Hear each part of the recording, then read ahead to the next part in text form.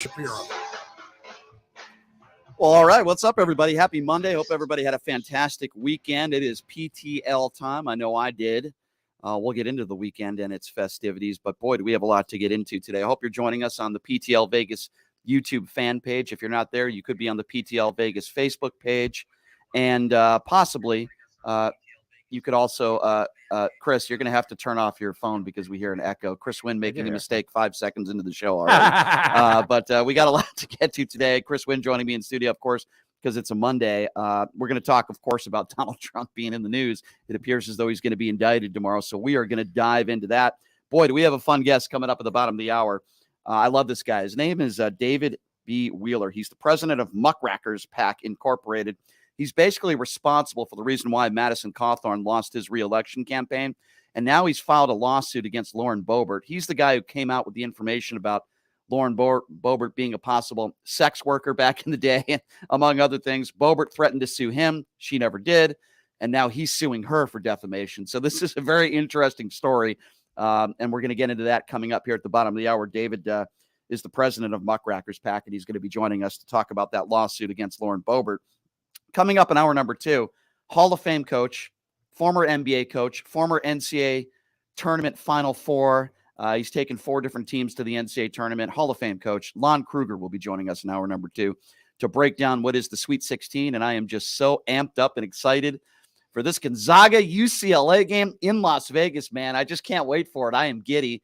Not to mention that we got a pretty good other Sweet 16 game with Musselman in town, Arkansas, as well, and UConn, my UConn Huskies. So it's going to be a lot of fun. Chris Wynn in the house.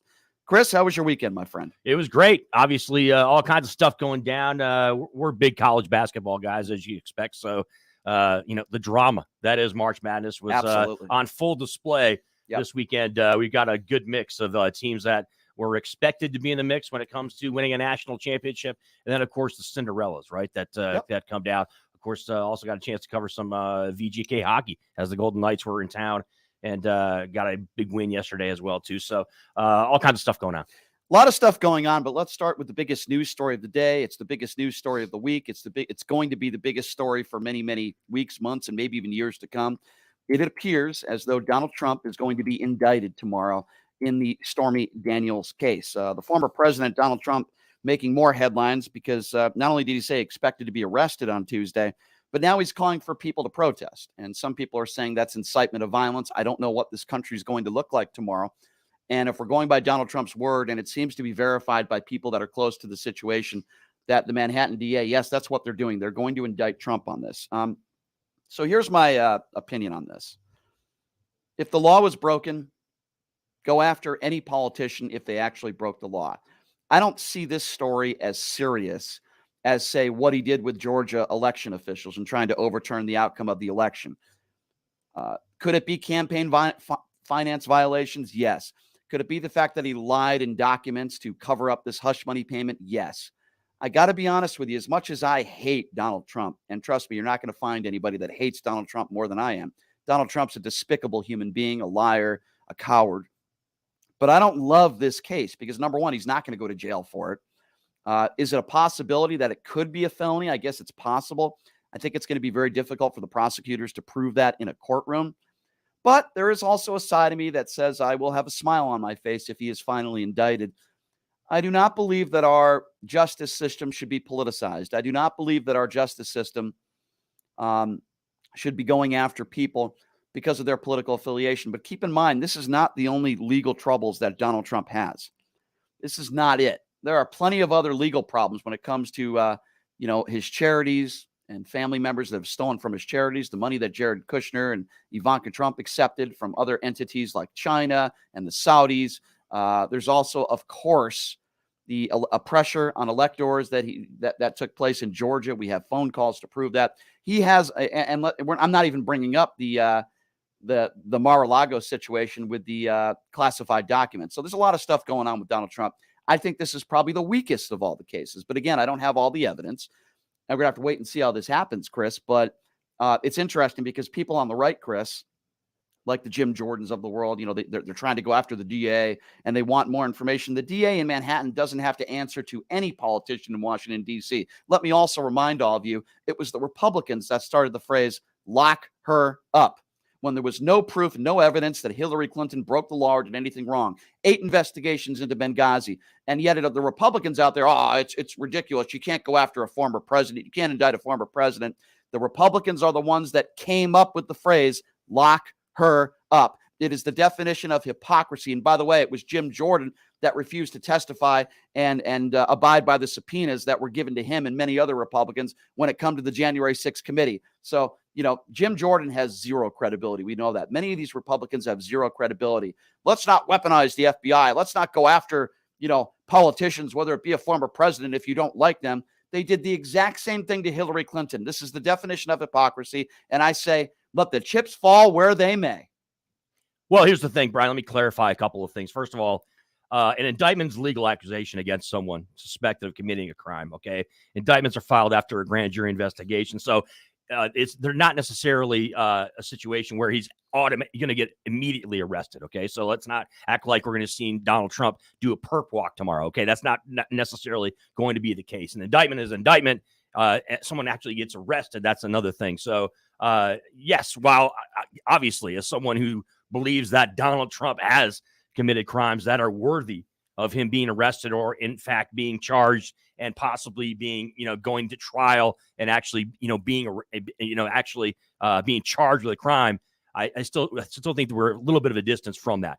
That being said, you're exactly right when it comes to the hypocrisy and the approach that's being taken by MAGA and the right with respect to Donald Trump and all things that have gone on here. There's been plenty of smoking guns, folks. Let's be completely honest here. It's beyond ridiculous that we're grown adults and we've been talking about this for months, going on years now, on situations where you can call a spade a spade. You can see something that is wet, happens to be wet. You can see something that happens to be, what is black and what is white. And yes, the situation in Georgia where you have the former president of the United States, you know, actively trying to elicit votes from the Secretary of State in the state of Georgia. It's plain as day that he tried to interfere in that election in Georgia. We have a situation where you have minions of the former president of the United States, like Michael Cohen and his financial advisor in New York City, going to prison, being charged with crimes and being convicted of crimes. People that worked for Donald Trump going to prison and facing charges. Yet the former president faces nothing. And what do Republicans and the people like Jim Jordan and others and Marjorie Taylor Greene and these people that are morons come out and say, well, what about Hillary Clinton? And what about Joe Biden? And what about Hunter Biden? When they've been charged with nothing, okay, and bringing it up in whataboutism, in regards talking about that. So it's, to me, it's a lot of this is a dog and pony show, to be quite honest with you. And we'll wait and see. You just used the phrase, you know, we'll see where the chips fall. Yeah, we'll see. We'll see if the rubber actually meets the road. And actually people, you know, and actually serious people, i.e. DAs, follow through. They have the information in front of them. They have the evidence in front of them. And actually there is some type of conviction. And the former president of the United States faces the music. So if that people under him have already faced. So if you listen to right-wing echo chamber radio, some of them are making it out to be, oh, this is going to help Donald Trump. This is going to help him, and it's going to make him more popular. Those people are buffoons. Well, no, what they're talking about is his base, though. They're talking about his base, solidifying his base. The MAGA crowd is going to use this as if, oh, the former president's being persecuted. The former president's being punished by the left wing. That's what they're going to say. So yes, there's right-wing echo chamber radio hosts out there that are trying to make the claim that this is going to make Donald Trump ever more popular. My opinion on that is that's absolutely not true. This is not going to help Donald Trump, and this is not going to help Republicans. In regards to Jim Jordan, let's remind everyone out there that he refused to comply with a subpoena issued to him by the January 6th committee. Now he's demanding the DA, Alvin Bragg, and other Democrats testify. I mean, it is absolutely the definition of hypocrisy. Ted Lieu put out a pretty good tweet earlier today. The Democrat in Washington put out a tweet that said, Jim Jordan, local prosecutors, including DA Bragg, owe you nothing. In fact, it's illegal for you and the judiciary GOP to interfere in an ongoing criminal investigation or a criminal trial if there is one. He's absolutely right. What Jim Jordan is doing is literally illegal. It's illegal. And all these Republicans are now going on the offensive. Of course, they're defending Donald Trump. Listen, here's what happened, folks. In layman's terms, here's what happened. You don't need to go into the weeds here. Donald Trump had unprotected sex with Stormy Daniels. Is that a crime? No. Does it make him a bad guy? Yes. He has unprotected sex with a porn star months after his wife has Barron. Okay, makes him a bad guy. That's not why we're talking about this. We know Donald Trump is a serial cheater, right? That's not why we're talking about this. The reason why we're talking about this, and I think Michael Cohen certainly has something to say about this, is we're in regards to the $130,000 hush money payment that they tried to keep under the rug a day before the presidential election. That possibly may have broken campaign finance laws. And what makes this even worse are the laws that allegedly were broken to cover up this payment. That's what makes it illegal. Any reasonable person already knows that Donald Trump is a serial cheater. He's beyond disrespectful in the way he's treated women his entire life. That's not what this case is about. It's not about a statement he made, and it's not about a character flaw. This is about whether the law was broken or not. Now, apparently, the DA in Manhattan believes he has enough evidence, and a grand jury believes that there is enough evidence to prove that Donald Trump may have committed a felony. And if that is the case, then let the chips fall where they may, and let's see if he is convicted of a crime. And if he's not convicted of a crime, then people can go out there and go after the DA and say this was a mistake and this was wrong. I have no problem with that, but let's wait and see what happens. And I don't know what the outcome is going to be here because I don't have all the information, but in layman's terms, it appears to me that they probably did everything they could and they probably did break the law. When I say they, I mean Trump and his attorneys, to try to cover up this hush money payment so it didn't get out there publicly, and they probably broke the law. And if they did, including Trump, and I would imagine this was at the directive of Donald Trump, then he deserves to be convicted. And this will destroy. But here's the deal, Brian. Here's the deal. We already have some information on that. We have Michael Cohen, his former attorney, who facilitated the payment, my friend. Mm-hmm. He was actually charged with a crime, went to prison. Correct. Okay. Spent time, and got out early, whatever. But we already have that information. So the public already does have that information on that case. By the way, yes, it's just that case is the one that is being focused on right now, and that that it appears he's going to get indicted. But the idea that Donald Trump, is not someone who has committed more crimes is ridiculous. The situation in Georgia is absolutely a crime that took place with respect to election fraud, in my opinion, and in a lot of legal experts' opinion. I'm not a legal expert, okay? I'm just someone that's sitting back watching it. I'm just some talking head in Vegas, observing it. All right. The situation in Mar-a-Lago, right, where he essentially obstructed, people in Washington, D.C. from getting documents, right, in his Mar-a-Lago estate.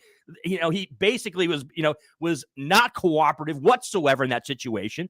There's absolutely stuff that went down there in that situation, and it's been swept under the rug because Donald Trump, he was the former president. So we gotta use kid gloves with him on this situation. I mean, it's kind of ridiculous, to be honest with you. It's a whole kind of pattern that's taking place here, and there are multiple spots in which he could be charged with a crime. I can't imagine that the DA in Manhattan would go through with this, and they would go through with this in New York unless they had some pretty ample evidence that they believe they would get a conviction. So we're gonna have to wait and see what happens. But here's a guy that was asked about this, and if you look up the word pathetic in the dictionary, Mike Pence will be right in front of it. Mike Pence is just pathetic because he had another opportunity over the weekend in an interview, I believe, with ABC, to speak out about this, and he decided to defend the orange turd once again. Listen to what Mike Pence had to say, Chris, about this whole Stormy Daniels possible indictment situation. Back at the idea of indicting a former president of the United States at a time when there's a crime wave in New York City, that the fact that the Manhattan DA thinks that indicting President Trump is his top priority, I think, just tells you everything you need to know about the radical left in this country. It just feels like a politically charged prosecution here. And I, for my part, I just feel like it's just not what the American people want to see. All right, so let me be very clear. First of all, Mike Pence does not speak for me. I'm an American person, and Mike Pence, you are a clown, you are a coward, you are a fool, you have no backbone. Maybe the only honorable, I wouldn't even say it honorable, but good thing you did as vice president was not attempt to overturn the outcome of the 2020 election. Mike Pence right there had another opportunity to not kiss the ring of Donald Trump. He had another opportunity to say the right thing. And Pence was asked about, Donald Trump going on Truth Social and basically putting out the comment, which was, protests. He wants protest, and that could cause violence. Mike Pence had the opportunity to do the right thing, and once again, he didn't.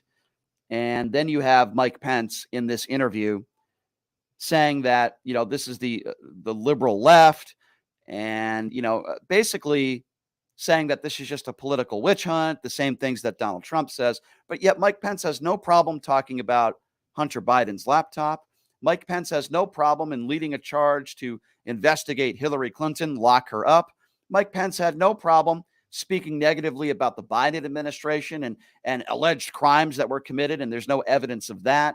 Mike Pence has no problem doing that. But when it comes to the orange turd and the guy that incited the January 6th insurrection, when many of those white supremacists who stormed the Capitol were chanting, "Hang Mike Pence," and yet Mike Pence in an interview over the weekend still defending Donald Trump, I think that's all you need to know about Mike Pence. Now, listen, Mike Pence is never going to be an elected official ever again. He has no chance at winning the presidency. But the fact that he sat down for an interview and he continues to kiss the ring of Donald Trump is all you need to know about Mike Pence. I want to open up the phone lines, Chris, then I want to get your reaction. 702-221-7283. And again, if you want to be a part of the conversation, I'll open up the phone lines now. That number, 702-221-7283. 702-221-7283. Yeah, a couple things, Brian, on those comments by Mike Pence. First of all, we can walk and chew gum at the same time. All right. He's made the comment saying it is a main priority of the district attorney of New York. Not true.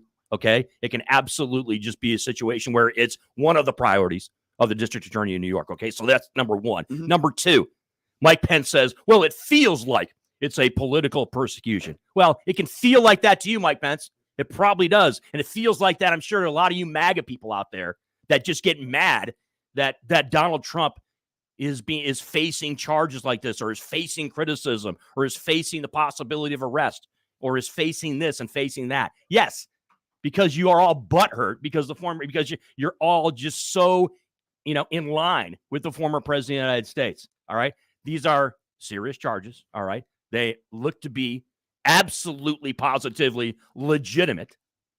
Yeah. And there is a reason why it's being done. It's not being done because it's, quote unquote, the left wing of going after Donald Trump, or left wing district attorneys, or left wing legal people. That is not a thing. It's not true. Well, another BS point of view and take coming from right-wingers and MAGA. Well, it's expected. 702-221-7283 is the number to call. Again, that number if you want to be a part of the conversation, 702-221-SAVE. Let's go to Harold first. Harold is first up on Pushing Limits. I believe that's line 2, isn't it? Harold is first. Harold, what's up? Harold, how's it going, man? Georgetown and St. John's are back. Ed Cooley, Rick There's your guy who likes to call in and just yell into the microphone, yell into the phone. That's par for the course. And just start babbling. Hey, come on, man. Come strong or don't come at all. All right? It's PTL Vegas with Brian Shapiro and what did he see win on Mondays. I'm a little upset that I wanted to get stop. I wanted to get his picks. Sir. Yeah. Terrible. What was his pick? Oh, okay. 702-221-7283. Let's go to Carl. Carl is next up. Hopefully it's a better call. What's up, Carl? Yeah, hi, guys. I think it's a little better. I have my 100% of my brains, not 10%, so I think I'll be a better call. But anyway, Listen, let me ask you a question.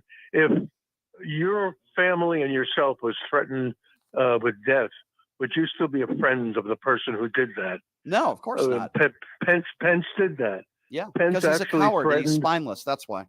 I mean, Trump actually threatened Pence and his family, who were in the Capitol at the time, with get Pence. He was not patriotic. He won't do it, or to save the country. And everybody was yelling, "Hang him, kill him, whatever." If they had broken in and gotten hold of him, they probably would have killed him. And I'm sure of that.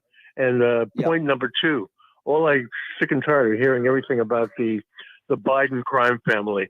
Yeah. Let me tell you something. Trump, you can't name one business Trump has ever been in that wasn't a scam and scam people out of money. Every business he's been in, either he had to bankrupt or was a scam. Everything from meat to universities. Well, he's a snake oil salesman. I mean, we know that, Carl, and always good to hear from my friend, and I do appreciate the call, Carl, and you're absolutely right. He's been a snake oil salesman his entire life. We all know that. And maybe the chickens are coming home to roost. We'll have to wait and see. 702-221-7283, the number to call. Let's go to Pablo. Pablo is next. Hello, Pablo. Pablo, are you there? Can you hear me? Yes, sir. Go right ahead. Yeah, I was watching on TikTok a couple of Trump. You're breaking up. You're a little choppy there, my friend. Pablo, can you hear us? Are you on an Obama phone, sir? It sounds like you're bouncing in and out, my friend. Yeah, it's a bad connection. Bad connection. Give us a buzz back, my friend. Hey, little choppy there, Bri. Little bouncing back and forth. Pablo, you can call back. Try to get a better. Try to get us back. Try to get a better connection. But Pablo. to this point, right. What gets us so mad, though, Brian, is this. These people all supported the former president, and the projection that goes on left and right is just so frustrating. It's so frustrating. You people want to bitch and moan about Joe Biden and how much of a criminal this guy is and how horrible he is for the country. You supported Donald Trump. Your guy was Donald Trump. You still to this day support the guy. Donald Trump to this day still says and acts like he got screwed in the 2020 election. To this day, he still believes that. Now, with that being said, I'm going to be as transparent as I can. I don't really like this case as much of some of the other cases. For example, Trump pressuring, Georgia electors. We've heard phone calls from that. I think that's more of a serious case. Absolutely. I'd agree with you. And I think there are other cases out there that are probably more strong. The issue I have, well, there's plenty of issues I have, but first of all, the Republicans out there like Jim Jordan, who are interfering in an ongoing investigation. And then people will talk about the Mueller report. And what what Republicans fail to realize is that Mueller said there are cases of obstruction in the Mueller report, but not enough, strong enough to prosecute Donald Trump. But the Mueller report wasn't Donald Trump is innocent and he did nothing wrong. There were plenty of instances in the Mueller report where there was obstruction. So I want to be clear on that as well. That was not a witch hunt. Now Donald Trump goes on Truth Social and he's unhinged. We all know that. He goes on Truth Social and he's going after Ron DeSantis this morning, Ron DeSanctimonious, because Ron DeSantis made a statement about this, and I'm paraphrasing here, but he basically said, listen, I want nothing to do with this. I'm focused on what I'm doing. And by the way, I don't have an issue with that. The guy probably wants to be the next president of the United States. He doesn't want to get involved. So then Donald Trump goes on Truth Social today and he starts going after Ron DeSantis. And so I'll wait till somebody says that you had an affair, or wait till somebody says, goes after you. That's basically what Donald Trump went on Truth Social today. Listen, he's going to be indicted. I don't know where this case is going to go from here. Phone lines open, 702-221-7283. And again, if you want to be a part of the conversation, that number is 702-221-7283. It's going to make for a pretty busy news week. It's going to make for a pretty busy news day tomorrow, because it's not rare, not something you maybe see in your lifetime when you see a former president be indicted on anything. It appears as though that is most likely going to happen tomorrow. And if it doesn't happen tomorrow, it'll probably happen at some point this week. And again, I'm going to go back and say this again.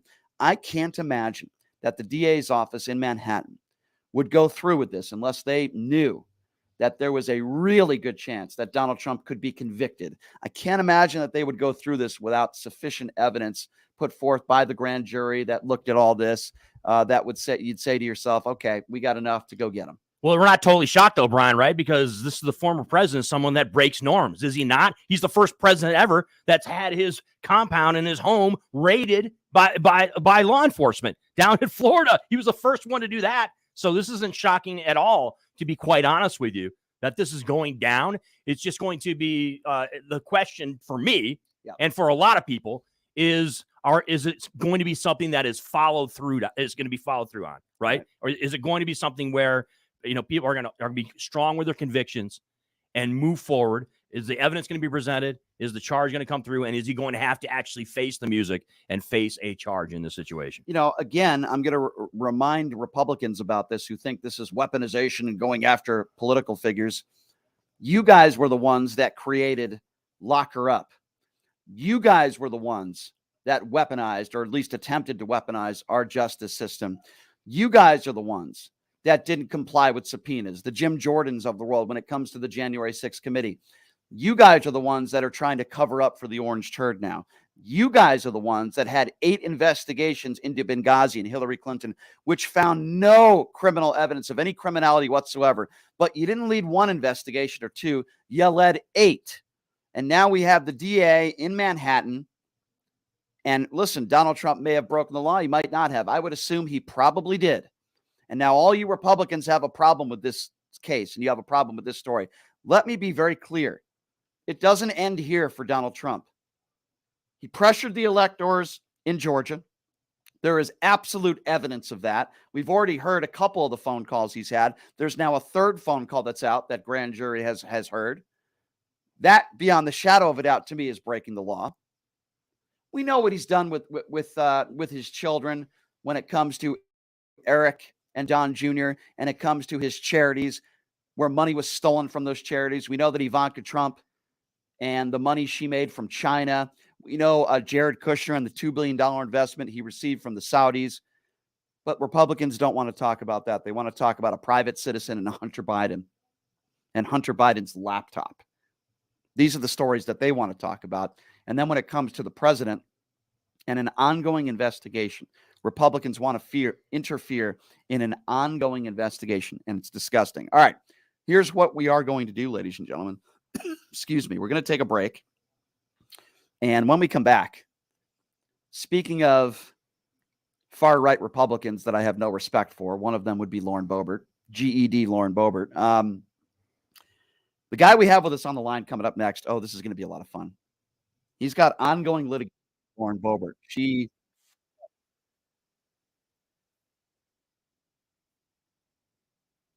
name is David Wheeler. He's the president of Muckrackers PAC Incorporated.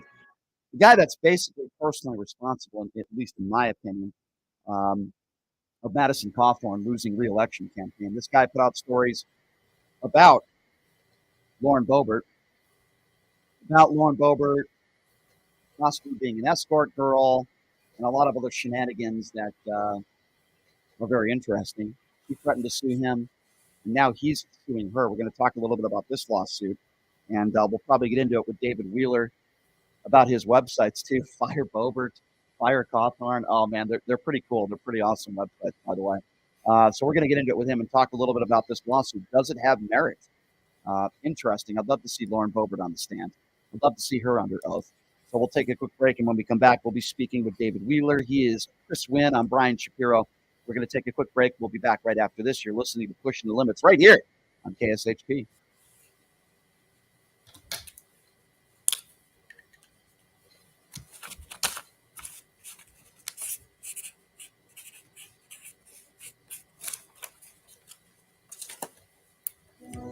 Hey everybody, it's Brian Shapiro from Pushing the Limits. I want to tell you guys about Sahara West Urgent Care and Wellness. They're conveniently located on the southwest corner of Sahara and Jones.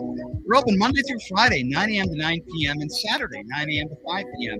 At Sahara West Urgent Care, they'll take care of all your healthcare needs. They offer routine services such as physicals, testing, car accident treatment, and work injuries. You name it, they do it. They have on-site X-ray, EKG, ultrasound, and labs. They treat chronic conditions such as asthma, blood pressure, diabetes, and more. They also offer general wellness exams, treatments such as testosterone enhancement and cancer screening. They're located on Sahara, 6125 West Sahara Avenue. Their number is 702-248-0554. And the best part, they accept most major insurances and affordable cash pay prices. Office visits starting at just $95. And I'm also a client. So please give them a call, 702-248-0554. Hey, everybody. Are you struggling to find a pizza place that reminds you of Brooklyn? That true blue New York style pie? Well, worry no more. Stallone's Italian Eatery Pizza is a knockout. We're located at 467 East Silverado Ranch Boulevard, just off of Premium Road, half a mile east of South Point Casino, just minutes from the Las Vegas Strip. Come by and grab a slice of pie. Plus, check out our Brooklyn-inspired Italian cuisine. Our sandwiches are super hero, that is, because why be a sub when you can be a hero? Stallone's Italian Eatery is here to serve you phenomenal food, Vegas. Forget about it. All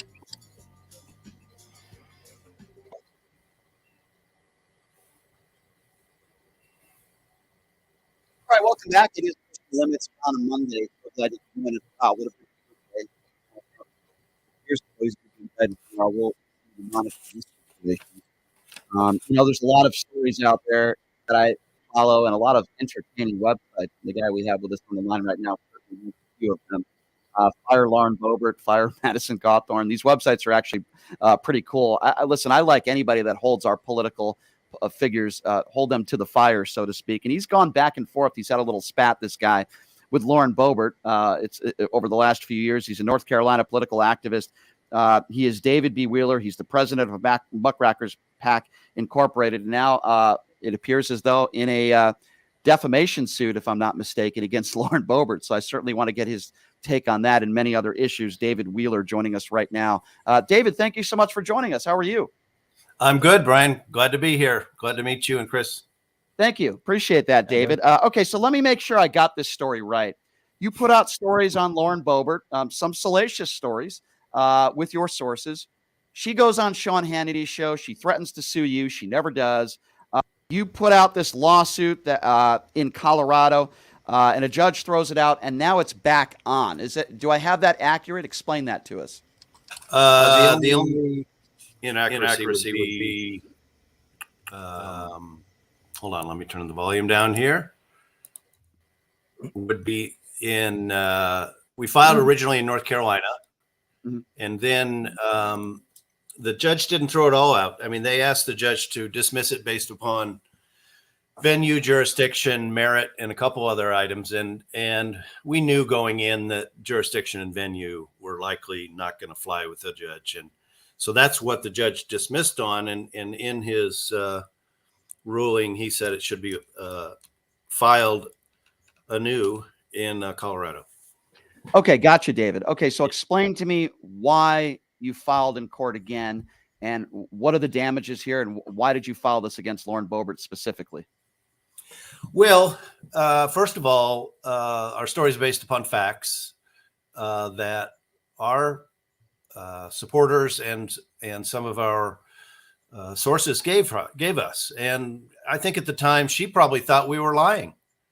We came out and we said that she was a paid escort and that she had had 2 abortions. And obviously we don't care about that other than the fact she's a complete hypocrite and she votes against legalizing sex work as well as criminalizing abortion.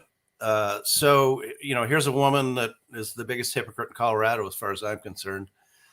And so we put that information out, again, based upon, most of it's based upon recorded phone calls that we had with our sources or recorded interviews in person, as well as some text messages, email, and other written documents. So, we're very solid on where we came up with this information, why we put it out. Right. And then she proceeds to try and defend herself by tearing us a new one. And, that's fine in politics. If she would have said it once or twice on maybe one show, I wouldn't have had a problem with it. But she went on numerous shows across the United States. She went on Hannity's radio show, Hannity's TV show. She went on Mike Huckabee's show. She went on Tommy Lauren's show. And, you know, in total, we're talking probably tens of millions of combined viewers and listeners to those shows. Not that they're worth listening to, but and here's what she said, Brian. Here's what she said that put me over the edge and put the lawyer over the edge on defamation. She said that I knew what I was alleging was false, and that I said it anyway. And that is if I did that, sue away. You know what? I actually should be sued. But you know what? I was a paralegal for 4 years in Chicago. I know I don't know the law intricately. I'm not an attorney and I'm not pretending to be one, but I know how far you can push this stuff. And I would never push it over the line to the point that I'd risk defamation or having to go to court to answer for myself. You know, I've got 3 kids, 3 young kids. I'm not going to jail for Lauren Boebert. I'll tell you that much. Right. I don't think many would, David. Well, listen, I think you have a case, but let me go back to some of the things that you guys have, with your sources, have said about her. And let me ask you this. Do you believe, with the sources that you have, that Lauren Boebert actually did have 2 abortions? And do you actually believe that she was an escort girl based on your sources and the people that you guys talked to? Absolutely. We haven't backed down once. Even when she came at us, you remember she was on Hannity's show, I think it was June 16th, 2022. You know, your listeners may not have all those details in hand, but I think the thrust of it was that she was coming after us. She was going to sue us, and she was going to sue me into oblivion. She was also going to turn me over to the local DA for violating a Colorado pre-election law that said I couldn't assert anything against her 30 days prior to an election. Well, none of that happened, dude. She didn't file a lawsuit. We haven't heard a peep from her attorney. And we actually reached out to the district attorney there, and he hadn't heard from her either. So, you know, she's all hot air. She blows smoke. I think what happened was she probably sat down with counsel, legal counsel, and they said, well, is any of this true or potentially true? And the lawyer didn't get the answer he was hoping for. And he said, we don't have a case here. So why would we file and get you in further trouble and make this guy famous? That was my next point, David. I was just going to ask you about that. You know, doesn't it speak volumes to the fact that she never sued you guys? If in fact you were putting out information that was blatantly false, let's just say, for argument's sake, she would have gone through with the lawsuit. But you're absolutely right. The fact that she didn't go through with this lawsuit, and I'm sure she sat down with her counsel, leads me, and I think any reasonable person would agree, that the stuff you guys put out is most likely true, and she wants it to go away. But guess what? That's not how this country works. It's not going to go away, and I'm glad you kept that stuff out there. And here's a woman. Well, here's the interesting thing. You know, you remember I worked on the Obama campaign as a advanced guy in 2017 or 2007 in Iowa, and one of the things that I always became impressed with him about was the fact that, you know, he would let others kind of shoot their messages out and maybe shoot themselves in the foot, and then he would respond later. He was very patient with some issues. You know, he wouldn't just rush to the cameras and give a response to something. Well, that's really interesting that what's happened here is, number one, we put out the allegations. She fired at us, said we were a bunch of liars. We were going to sue you to the cows come home. To be honest with you, I felt threatened at that time. I started getting more hate mail. I started to get more death threats. And I had a couple guys show up at the door at my home. Thank goodness the kids weren't here. But, you know, I started thinking, well, God, she's got $6 million in the bank. She's got every lawyer that she could possibly want. So, you know, she kind of won that round. We backed off. We let her do whatever she was going to do. But the chickens have come home to roost now, almost a year later, and that she's lost credibility with people that maybe even were supporting her last fall. They're like, well, wait a second, where's the lawsuit you promised against this guy? So, you know, the Obama principle of kind of let them hang themselves and then come back with the facts has played out really well for us here. David, of course, a lot of us want to see what the end game actually is when it comes to this. Obviously, her opponent in 2022, which is one of the closest congressional elections during the 2022 election term, went down in Colorado. He's already declared that he's going to be running again in 2024. You guys and your PAC, Muckrakers PAC, had obviously an influence on the election in North Carolina with Madison Cawthorn. So what are your expectations as far as an end game here for 2024 with respect to this election in Colorado? Yeah, we could set the legal machinations aside. We've committed, and our donors have committed to getting rid of her in any legal, factual way we can. I mean, one of the things that folks need to understand is, we don't throw around a bunch of crap. I mean, we focus on facts, we dig deep, and then we either partner with media and they put it out, or we put it out ourselves. Sometimes it's too salacious or too controversial, even for some of the online news organizations to even put out. In 2023 America, Dave? I don't know about that, my friend. Yeah. 2023 United States of America. Yeah. You have to remember, our biggest claim to fame is probably, the Madison Cawthorn face humping deal. This is a family show, so we'll keep it clean. But, that had been shopped to probably every news organization in Washington before they came to us. And it was just too hot for most people to do. But, we focus on facts, and, we're determined to get her out. I think she will self-destruct. I mean, we're not going to wait. We're going to, we monitor everything she does almost every day of the week. And when she lies or cheats, we point it out. David, you're not going to get an argument. You're not going to get an argument for me. I mean, to me, Lauren Boebert, GED Lauren is what I like to call her, because as you know, she late got her GED just so she could run for office. She's never accomplished anything in her life. Her husband is despicable, exposing himself to children at a bowling alley. I'm not sure it gets much worse than that. But yet she wants to talk about pedophilia when, her husband is sitting right next to her, at least for now. She's despicable. She's ignorant. She doesn't care about anybody else but herself, and she wants to remain in power. And I love what you guys are doing. With that being said, David, I want to get your thoughts on Donald Trump. I'm sure you have some opinions on what's going to be eventually going down, maybe even tomorrow, that Donald Trump is expected to be indicted in another juicy story, I guess you could call it that, when it comes to Stormy Daniels. David, what are your thoughts on this? And what are your thoughts on the way Republicans are responding to it? Well, our friend Lauren has come out and endorsed him for 24, Lauren Boebert. I think he's not above the law. Let's let the law take care of him.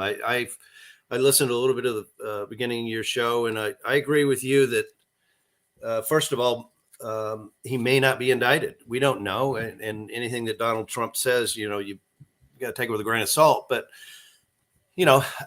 I've been around the law. I've been around criminal investigations, not personally, but professionally. And, the DA is not going to get too far out of him over his skis on this one.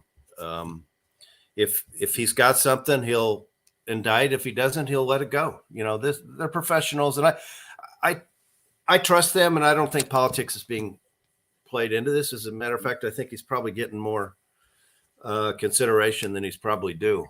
You're probably right, David. If I had to ask you your opinion on who you would like to support in 2024, I guess it's a two-part question. Number one, do you want Joe Biden to run again? If not, who would you like to see as far as the Democrats go running for president in 2024? Well, that's an easy one for me. I'm a big Joe Biden fan. I actually met him in 1986. I was working in Iowa for a candidate that hosted him. I drove with then Senator Biden, spent some time with him. And then subsequent to that, when he ran in Iowa a couple other times, I was able to spend some time and not necessarily get to know him personally, but I trust him. I think he's been a great president. I mean, look at everything that has happened in the last 2 years. And I think he's an honorable gentleman, and age is obviously an issue, but I'd rather have an older Joe Biden than a scumbag like Trump. So, listen, there's no question there. I think most people would agree with you on that. But with that being said, you think Ron DeSantis has any chance to defeat Donald Trump on the right and be their nominee, or do you see it being Donald Trump, even with all these possible indictments, in the future? One thing I learned, I ran for the state Senate out here, and the guy I was running against was nearly indicted. And I think he would have won had he even been indicted. So I don't think DeSantis has a chance. I think out here in North Carolina is Trump territory. I live in a rural part of North Carolina, and it's Trump 24/7. I think, once Trump is run, 28 will probably be DeSantis' year if he's still around. And so I think it's Trump. Yeah, undoubtedly. I tend to agree. What fascinates me, Brian and David, is that the discussion, and David, you just brought it up, as far as Joe Biden, obviously age is something that we, take a look at, and we understand that people are going to focus on it. But they act like Donald Trump is some spring chicken. Donald Trump is maybe 3 or 4 years younger than Joe Biden. So this whole idea, right, that Joe Biden is just so far past his prime and that he's on the verge of dementia and just being unable to govern on any serious level. Yeah. But Donald Trump, is because he's 76 years old. Yeah. The idea, to me, David, it flat out, is just another indication that there's a lot of scenarios that present themselves when it comes to observing political candidates where it's very difficult to take people seriously, David. I'm sorry. It just is. No, I agree. I think if you're a union guy in Vegas, culinary worker, Joe Biden's your guy. If you're an elderly person in Nevada somewhere, Joe Biden's your guy. I mean, these guys will try and decimate any of the Medicare or other social welfare assistance that's out there, and they've said it publicly. So I don't know how anybody could support anybody other than Biden, and the Democrats need to just shut the F up and get behind him, because sometimes we are our own worst enemies. And if we don't get behind him now, we're going to have some problems in about 6 months. So I would, David, you can speak to that because you're someone, of course, who has, a decades of experience when it comes to, executive leadership in I believe in as an event management, the industry that you're in. I've been in the service industry for upwards of, 27 years as well, too. So you're talking, obviously, something that hits close to home with respect to Las Vegas and the unions and how this, this town runs. Oh, no question. If you're just joining us, by the way, David B. Wheeler, the president of Muckrackers PAC Incorporated, another lawsuit put forth between his organization against Lauren Boebert. A couple more quick questions for you, David, and we appreciate your time. How do you deal with MAGA Republicans in North Carolina? Because, I do a radio show here every day. I have to deal with flat earthers, people that believe Donald Trump still won the 2020 election.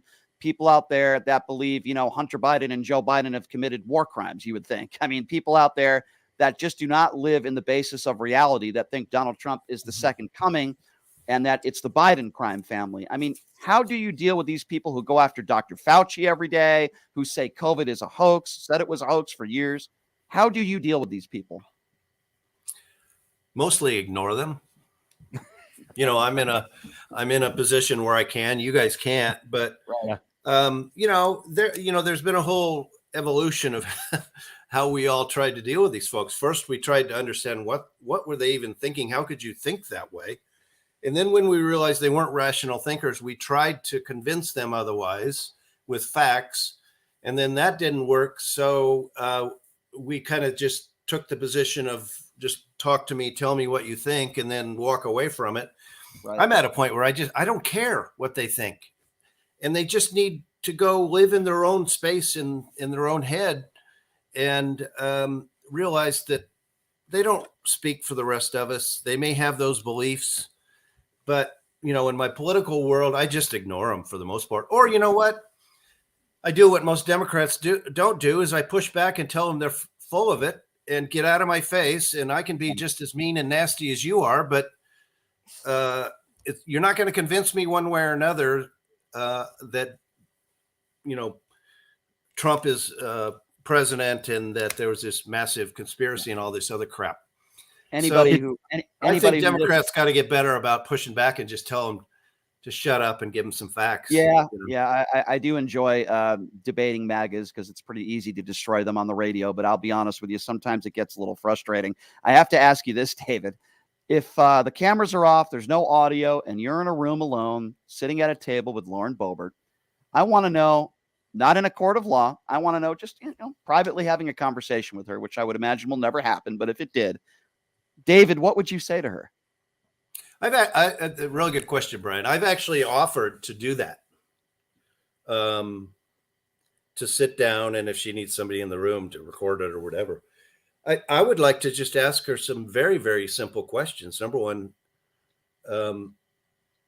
why is it you feel the need to just lie? I mean, and give her some examples. And secondly, do you know what your job is? Your job isn't to, as Adam Frisch, who's running against her, adamfrisch.com, or adamforcolorado.com. Great guy. He calls it angertainment. I think it was coined by somebody else in Washington, but Adam uses it with permission. And, why is it that everybody's the enemy? Why is it that you think Democrats actually want to kill babies and think they're all elitist and above everybody? That's not the case. I mean, I'm astounded that, I'm a small business guy and I've worked for myself since I was 22. I still believe in liberal values, but you would think the way these folks talk that they believe all Democrats hate all business people, that we want 100% tax rate, and abortion should, be available at the local car wash. And that's not the case at all. I think we're all for reasonable restrictions around abortion. Let a woman decide what those are, not me. And so I just ask, where does this anger come from? Where does this meanness come from? And how can we help you get out of that bubble? Because you're a member of Congress, and members of Congress can do great things. I mean, even if you're in the wrong party or the opposite party in control, there's tons of projects that her district is missing. And that's the worst part of having a crazy person like her in Congress is the constituents in that district are not getting what they paid for.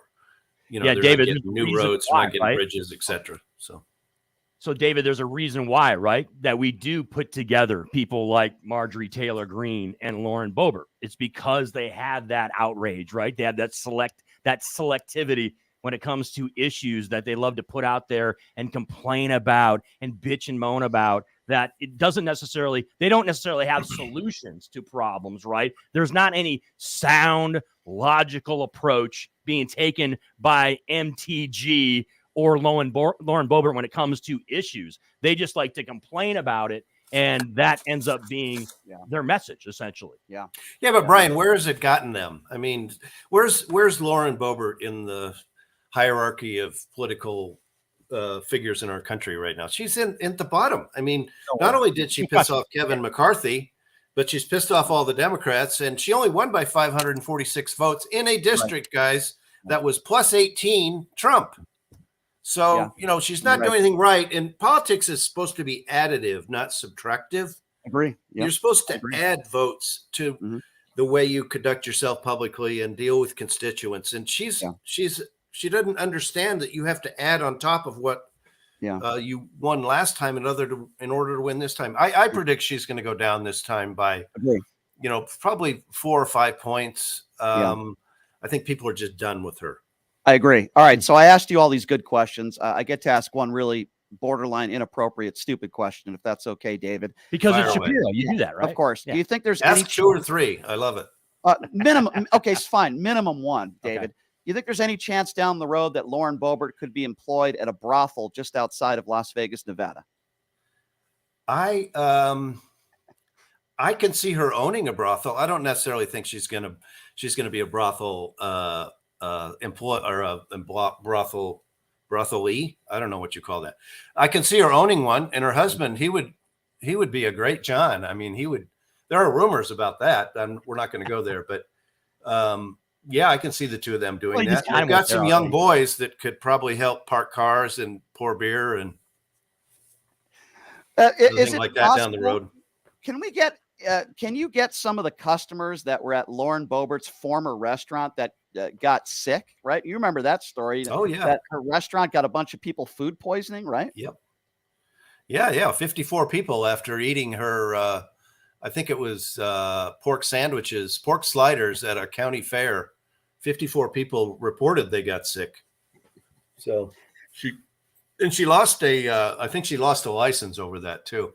And she was serving beer to kids at the golf course through her restaurant on the golf course, and she lost her liquor license because of that. So that, this woman's a real winner. She's got a whole rap sheet about literally 2 pages long, and I'm not exaggerating, of incursions or problems with the law. And she never shows up to court either, so they have to issue bench warrants for her. This person's a piece of work, man. If you had to, last question. All right, I'll put you on the spot here. If you had to give a 1-2 sentence definition, if Lauren Boebert was a vocabulary word in the dictionary, how would you define Lauren Boebert as a definition of what she is? What is Lauren Boebert? Lauren Boebert is a very sad woman who is worthless and weak.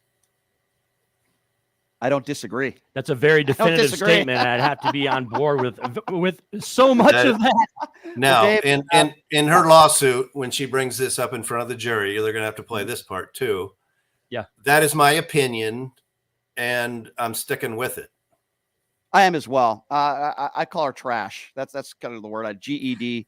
Yeah, I think she gives trash a bad word though, or bad names. You're probably right. She's not very intelligent. And one thing you got wrong about her GED, it took her 4 tries, dude. And they finally gave it to her out of sympathy, I think. I didn't know that. Wait, hold on. Yes. It took her 4 tries to get her diploma. So David, we have to push back on Brian's statement. Brian made that statement saying that she's never done it in her life. I got to say, she was perseverant when it came to getting her GED, Brian. And she did own that restaurant, which everyone's packing heat. And, and David, why can't we find Colorado? Why can't we find a guy? Why can't we find a guy that hired her for the hour? Like, is there any way you can find somebody that was an actual customer, or maybe you already did? Well. That's a very good question, Brian. And on advice of counsel, and in all seriousness, we have received recently even more information that we're ferreting out right now. Like hourly rate and all that stuff, like specifics. You know what? Let me get through it with these guys. We've got to verify these photos are real. Okay. And that's going to take a couple days because of all the deep fake crap out of there. Why don't I come back on your show if it's real? Love you. And I'm not sure we could share the pictures. Well, we can share the substance of them and where they came from and what we intend to do with them. Fair enough, because Chris Wynn, my co-host here, is looking for a deal on an hourly rate. So, well, no, in all seriousness, David, some of this is fun to talk about, no question, but I do appreciate what you do on a serious note. You hold these politicians to account, and you call out the hypocrisy, and I appreciate anybody that does that, and I appreciate what you're doing. I mean, you're part of the main reason why Madison Cawthorn is no longer a politician, the definition of a liar, and I appreciate what you do, David. You're always welcome back on this show, and I look forward to having another discussion with you down the road, okay? Thanks, David. Okay, anytime, guys. Thanks, Chris. Appreciate Thanks, Brian. Thank you very much. Appreciate you. You too. That's David Wheeler, the president of Muckrackers Pack Incorporated, and look at that. I got to promise that maybe we could get some more salacious details into the possible alleged, how do I even call this? Lauren Boebert, possible legal prostitute? No, illegal prostitution, right? No, she was apparently the allegations that she was an escort. Yes. Right. And that she worked in that industry. I mean, it's when again, this isn't anything that would be considered illegal, but in her, political ideology, it absolutely is, right? It'd be a huge strike against her with respect to Republicans. So Chris, that's why she's fighting it so hard. Can I ask you a serious question? Would you be a customer? Probably. You would. I probably would, yeah. You would. What would be the price? To the point that's a serious question. It's very serious. Hey, Mark, and PTL Nation out there, I love you. He presents it as a serious question. I think it's very serious. That's solid. So you would be a customer. notch right So there, you would be Shapiro. Lauren Boebert's customer. I like it. You're saying you would be a customer. We had this discussion with John, our faithful caller, friend of the show. We talked about this, Brian. You're just not on board. I don't know why you're not on board. Don't get angry at me. There are attractive looking. Okay, I'm talking about looks. Yeah. I'm not talking about their, from the neck up. I'm talking about looks. Couldn't look at her. There are attractive Republican women out there. Lauren Boebert happens to be one of them. I didn't say there weren't. I'm just not sure I could look at Lauren Boebert in the face. That's all. But anyway, I could look her in the face. I don't know. All right, fair enough. This is why I love doing this show, because we talk about Lauren Boebert and alleged prostitution, and now we're going to be talking to Lon Kruger in a minute here. So talk about a transition, eh? That's solid. Yeah. Well, not the kind of transition that Ron DeSantis and many Republicans hate. Not that type of transition. No. But anyway, we are going to transition. We are going to take a break. No surgery involved. And when we come back, we're going to talk a little college hoops with one of my favorite guys to talk basketball with. Great guy, former NBA coach, former college coach, a guy that's taken multiple teams to the NCAA tournament, and he's gone deep into the NCAA tournament. What better person to break down the Sweet 16 than Lon Kruger? We'll take a quick break. We'll be joined by Lon when we come back. You're listening to Pushing the Limits right here on KSHP.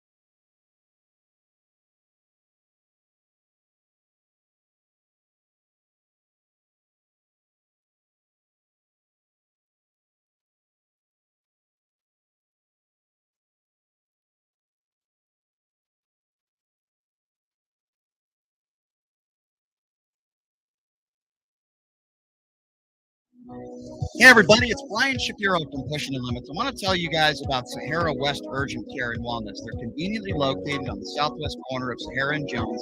They're open Monday through Friday, 9 a.m. to 9 p.m. and Saturday, 9 a.m. to 5 p.m. At Sahara West Urgent Care, they'll take care of all your healthcare needs. They offer routine services such as physicals, STD testing, car accident treatment and work injuries, you name it, they do it. They have on-site x-ray, EKG, ultrasound, and labs. They treat chronic conditions such as asthma, blood pressure, diabetes, and more. They also offer general wellness exams, treatments such as testosterone enhancement and cancer screening. We're located on Sahara, 6125 West Sahara Avenue. Their number is 702-248-0554. And the best part, they accept most major insurances and affordable cash pay prices. Office visits starting at just $95. And I'm also a client. So please give them a call, 702-248-0554.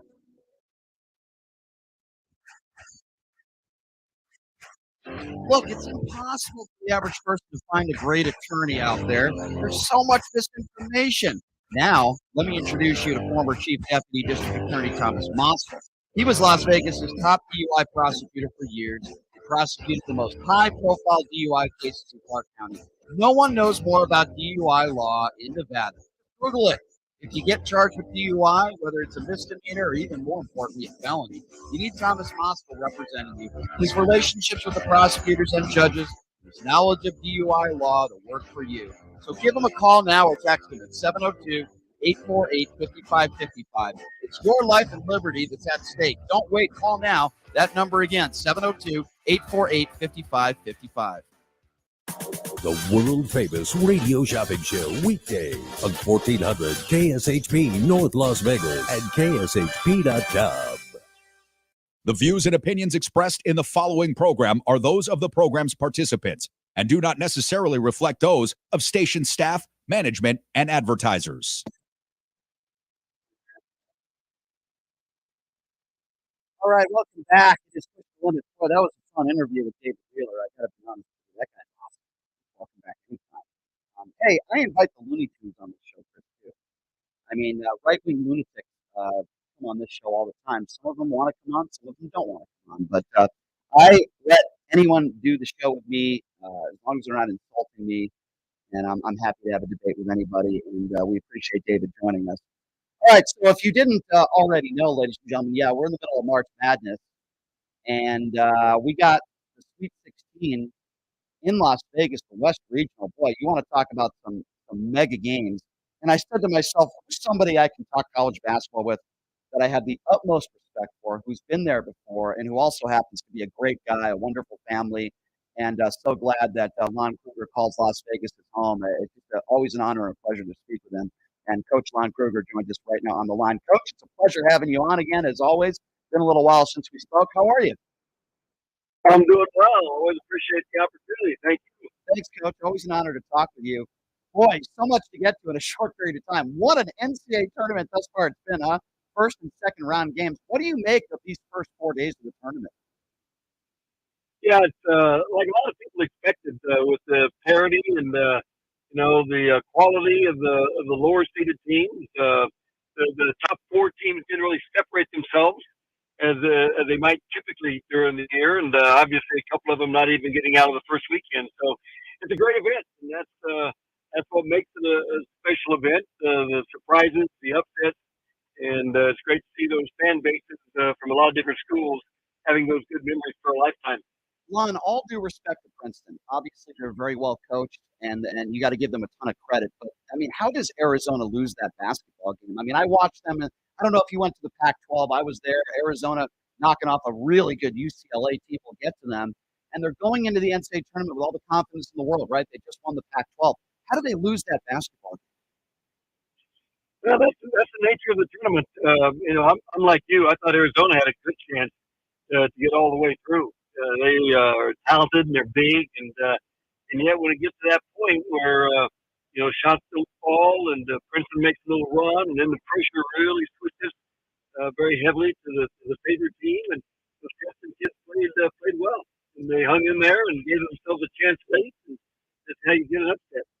Coach, do you feel like in Division I college basketball today, maybe there's more and more parity every year, and we might see in the future more 16 seeds defeating number 1 seeds? Do you feel like it may be trending in that direction? Very much so. Even the last 2 years, 15 has been getting out of the first weekend, and I don't think there's any doubt that the parity is there. A lot of the teams that are gaining upsets are older teams. The guys have been together 3-4 years in some cases, and they're upsetting people that maybe haven't played that much together. So no doubt, it's trending that direction. What do you feel, Coach, about I'm sure you're all in favor for it as I am, and having the Midwest, the West Regional here in Las Vegas, having 2 Sweet 16 games and then an Elite 8 game. This is really exciting for Las Vegas. It's been a long time coming. We're going to have the Final Four here, obviously, in a championship game eventually. But just getting the NCAA tournament to Las Vegas, this is really exciting. I know how much you and your family love Las Vegas. This is really great for the city. It is great for the city, and it's great for the teams that come here. The city does such a great job hosting any event, but basketball, especially in March, so many conferences now are playing in Las Vegas, and to have the Sweet 16 here is fantastic, and those teams and fans that come to Vegas will have a great experience. So it's a win-win for sure, and Vegas will do a great job. Coach, we love the storylines, obviously, with the NCAA tournament. You love the Fairleigh Dickinsons and the FAUs. But there's also teams that have won multiple national championships, right, that have been able to advance to the Sweet 16. And you got 4 programs that are coming here to Las Vegas. 3 of them have won national championships. 1 has knocked on the door many times in Gonzaga. How great is that for a West region in which you got the likes of UCLA, Gonzaga, UConn, and of course Arkansas in the mix here in town? It's outstanding, and it's one of the probably 3 of the seeds that were expected to be here are here. And Arkansas upsetting Kansas is the only one that's a little bit of a surprise. But you got 4 quality teams. Teams are playing very well. If you get out of that first weekend, you're playing some good basketball because those games are hard to win, and to win 2 of them in a 3-day stretch is credit to these programs, and it'll be fun watching on Coach, I look at a guy like Nick Cronin, obviously great coach, and I see a lot of similarities at times with what he does and what you do. Strong defensive-minded coach, rebound and defense come first.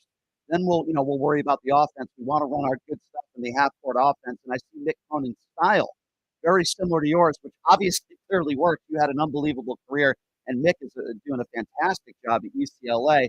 And then I look at Gonzaga and Mark Few, another Hall of Fame coach, right? But I say Gonzaga, arguably the best offensive team still left in the tournament. And then I look at UCLA as arguably the best defensive team still left in the tournament. How do you see this matchup going? Because I'm having problems here. These are two really good teams that are going to go at it. Like so many games in the tournament so far, it can obviously go either way. I think your analysis is exactly on point. UCLA does a great job defensively, and they've got some guys that can score too. But to stop Gonzaga, that'll be a big challenge. Of course, UCLA without Clark due to injury certainly hurts them a little bit. But they've had a few weeks now to play without Clark, so they're used to that in an unfortunate way. But it'll be a great matchup. I love how physical big teams are. I think they do a great job guarding. The big guys inside are long and very, very physical. Jimmy will be a big challenge for him, but he's a challenge for everyone. But I'm sure Mick will have something in store ready for that. You brought up upsets, Coach. Obviously, 2 number 1 seeds are out of this tournament in Kansas and Purdue. You coached in the Big Ten at Illinois. A lot of expectations for that conference. Look, we understand the Big 12 was outstanding this year, as was the SEC. But I have to get your thoughts. And look, there's a little bias here because I'm a Lansing, Michigan native, a Michigan State guy. But there's one Big Ten team remaining, of course, and that's Coach Tom Izzo and his Michigan State Spartans out of that conference. How surprising is it to you that the Big Ten only has one team remaining? And your thoughts as Tom Izzo advances to yet another Sweet 16? A little bit surprising that there's only one team.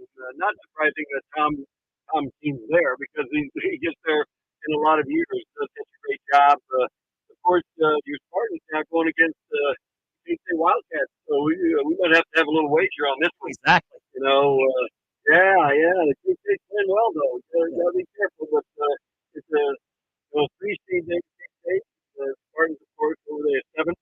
So it'll be a good matchup. I wouldn't be surprised if Michigan State, I haven't seen the line yet, but it might be a toss-up. Even though it's a 3-7 game, Michigan State's credibility with regard to postseason plays, maybe unmatched by most. Coach, Rick Pitino said recently, and obviously he's done a great job by Iona, and just too much talent he was facing in that first-round game against UConn. But a guy like Rick Pitino says, "I'm going to be coaching into my 80s." What is the difference between that mentality and say your mentality? Obviously, if you wanted to still coach, you'd be coaching at the highest of levels. Why is it that there are some coaches out there that want to coach until their 80s, and then you got a guy like Jay Wright who coaches at a very young age or retires at a very young age? It's everyone to their own, I guess. We knew in our case, our oldest granddaughter's 10, and when she was born 10 years ago, we knew that the activities of the grandkids would be the primary reason that we got out of it in terms of retiring. And we did a little bit earlier than we expected, but we just didn't want to miss the activities. You don't get those days back, but again, everyone to their own. You got your priorities, and they're all good. Our grandkids are at that age now where we didn't want to miss anything, and we're happy with the decision we made. Yeah, no, understandable. I wanted to ask you about the Mountain West Conference, Coach. Obviously, you watched a lot of UNLV games this year, and you know the conference so well. And I wanted to ask you, I'm not surprised that San Diego State made the Sweet 16. Dutch does a great job, and they got long, athletic players, and they're built to win games in the NCAA tournament because they're so good defensively. Are you surprised, Coach, that over the years, ever since you were here at UNLV, it seems like you're not getting a lot of teams in the Mountain West Conference that are winning basketball games? It's just a reality. It's just not happening. It just seems like it's San Diego State, and then everyone else is struggling to get out of the first round. What do you make of that? Because it doesn't seem like the years where you had battles with BYU, and we know how good Kawhi Leonard was at San Diego State and Jimmer Fredette, and you guys were winning games in the tournament. It just doesn't seem like we've We've had that for a while since you coached in the Mountain West. Why do you think that is? It's hard to win tournament games, number one, regardless of where you're from. The fact that the Mountain West has gotten 4 teams in the tournament each of the last 2 years shows that the credibility nationwide is improving. And again, maybe back-to-back years with 4 teams, maybe as strong as the league has ever been. But we need to win tournament games. You're right. It's great to see San Diego State advancing out of the first weekend. I think our league had lost 11 in a row in tournament games prior to San Diego State's win. So great to see that. And sometimes it's matchups. Again, this time Utah State was right there with Missouri, had an opportunity. Boise State, right there, and a lot of those games go down to a possession or two at that 2 or 3 minute mark, and hopefully the Mountain West conference teams can convert in the future. But that's tough. It's tough, and yet we got to win some to keep improving credibility nationwide. All right, Coach. 2-part question for you here. First question. In your estimation, who is the best team left in the field of 16? Second part of that is, who are you actually pulling for? Well, I'm pulling for the Wildcats, the K-State group, of course, having gone to school there. So that's a pretty easy one. Not at the expense of the Spartans, but we'll see how that goes. The best team, again, I like UCLA and what Mick has done. Just because they're physical, they're tough, and Waukes and Tiger, they got 2 terrific players and a lot of those good players. And the big guys inside are really good defense. I'm interested to see how that game goes in taking on Timmy at Gonzaga. Houston, of course, they're fully healthy. Their guys are 100%. They put them right there in the same category. You got a couple upstart programs, obviously still alive, right, Coach Kruger, and with FAU as a 9 seed, and then, of course, as Brian mentioned at the top of the segment, the Princeton Tigers as a 15 seed. Do you see any of these, these deeper seeds, these teams that are, not necessarily long underdogs, but are underdogs in these matchups advancing and maybe giving us a little thrill as we roll into the weekend of the Sweet 16? Florida Atlantic has not just done it on the weekend. They've had a great season. They've been good all year long out of the Conference USA. Maybe obviously not the same competition as a Big 12 or Big 10, but a very good team, very athletic, plays a lot of confidence. They really play good basketball. Again, I think that might be, Princeton's challenge is a little bit greater. If FAU against Tennessee in the next round, Rick Barnes' clubs, they know how to win, and they really guard you. So that's what makes the tournament so great.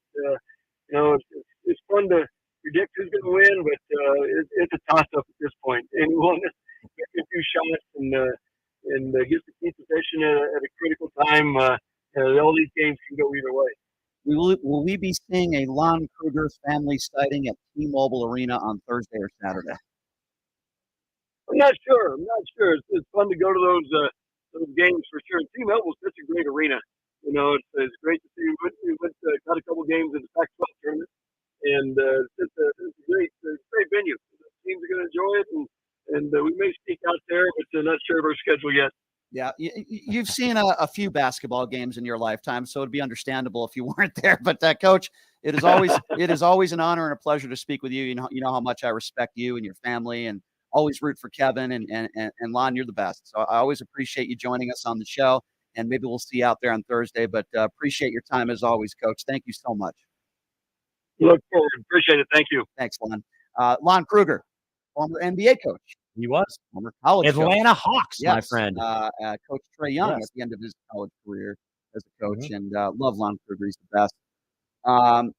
Before we get into some weekend stories, and we'll take a break, and then I'll give you some fun stories, and then I want to hear your stories. Yes. But could be gambling stories, could be stories with Mom, which I plan on sharing. But Arizona loss was inexcusable. You can't lose that basketball game, especially when you're up 7 with 6-7 minutes to go. Inexcusable loss. Can't happen. My pick at the beginning of this tournament, and I'm sticking by it, and I'm with Lon Kruger, was UCLA. I don't like the injury that they have. That concerns me. But in my personal opinion, you have arguably the best point guard in college basketball. And even though Tiger might not be an NBA player, when he's at his best, he's the best point guard in college basketball. and you have arguably the best four-man in college basketball. And I know that Drew Timmy's a 5. I get that, but Timmy can play a 4 or a 5. It's going to be a really interesting matchup underneath the hoop. This is the matchup of the tournament so far. When you have two elite teams, I could see either of them winning the NCAA tournament. I can see Gonzaga winning the tournament. Absolutely. This is a really intriguing matchup, and I think whoever wins this game is going to win the whole thing, but I'm sticking with UCLA. I look at what Fairleigh Dickinson did, and it's interesting because I went to Central Connecticut State University, Chris, as you know, in the Northeast Conference, the powerhouse Northeast Conference. And here's a team that didn't even win their conference tournament because the team that won the conference tournament was ineligible to play in the NCAA tournament. So you got Fairleigh Dickinson, coach is a character, by the way. And look, they played well against Florida Atlantic. They could have won that game. It was pretty competitive until the last maybe several minutes. Purdue was terrible. They were terrible in that game. They couldn't make shots. They looked unprepared. They looked scared the last 5 minutes of the game. Guys were afraid to shoot. Fairleigh Dickinson came out swinging, unafraid, and they deserved to win that basketball game. And Purdue was exposed for maybe not being as good as people thought they were. A team that has been hot lately, my UConn Huskies, and it's going to be so weird. I say my UConn Huskies because I grew up in Connecticut. I grew up a big Huskies fan.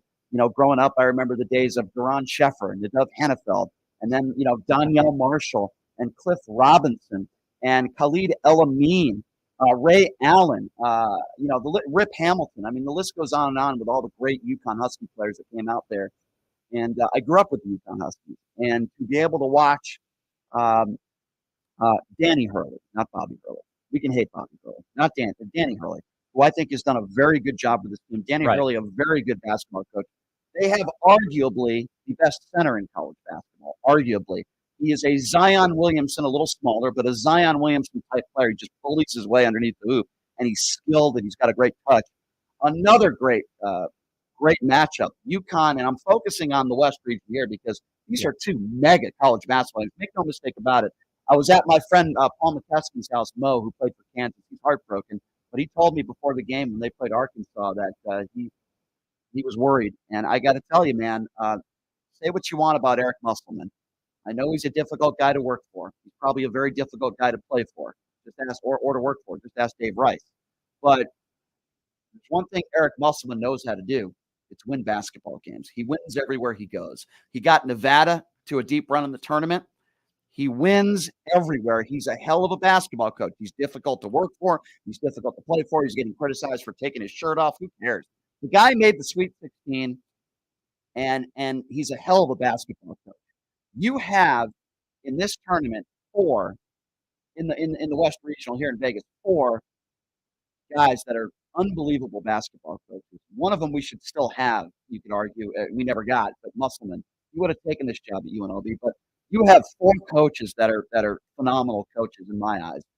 Cronin, who is an unbelievable coach, done a great job at UCLA, did a great job at Cincinnati. Everywhere he goes, he wins. He's pretty good. I wouldn't call him unbelievable, but the guy gets teams deep in the NCAA tournament. He's a top 25 team every year. Unbelievable, though. Yes, he's a really, Calm down. He's one of the best college basketball coaches in today's game. There's no question about that. He's one of the top coaches in today's game. Danny Hurley's won everywhere he's been. We know what he did at Rhode Island and what he did with that program. Danny Hurley's a great coach. Musselman is a great coach. And of course, Mark Few. I mean, what he's done with Gonzaga is phenomenal. So these are 4 elite coaches right now in the game. And these are 2 mega games. I'm sensing, and I'm going with Lon on this one, I still think UCLA finds a way to win this game against Gonzaga. I think Arkansas's time is done. I believe it is going to be UCLA versus UConn in an Elite 8 game in Las Vegas. And I believe the winner of that is going to win the whole thing. Rick Pitino, after losing to UConn, told Danny Hurley, your team can win it all this year. Your team has what it takes to win it all. If there's anybody that knows how to win a national championship, it's Rick Pitino. So these are going to be some really interesting games. The tournament's been a lot of fun. Another disappointing, heartbreaking loss for Anthony Hardaway, losing on a buzzer beater in the NCAA tournament. My heart breaks for him. I mean, what a terrible way to lose with 7 seconds to go. There haven't been that many buzzer beaters. There hasn't, but that was one of them. Nice run for Pittsburgh. They're in the playing game. They win their first round game, losing the second round. But a lot of good storylines here. But I believe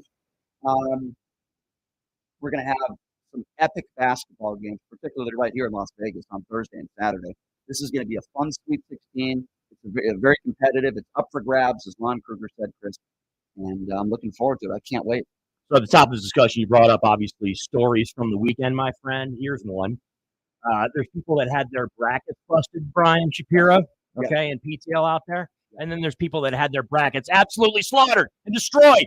And that would be me, okay, because I had the Purdue Boilermakers winning the whole national championship. I had the Virginia Cavaliers going deep. I had the Arizona Wildcats going to the Final Four on my bracket. So, yes, there was a lot of people that saw things get absolutely slaughtered when it came to that. You brought up, of course, Eric Musselman, right? And stripping the shirt off after the big win, right?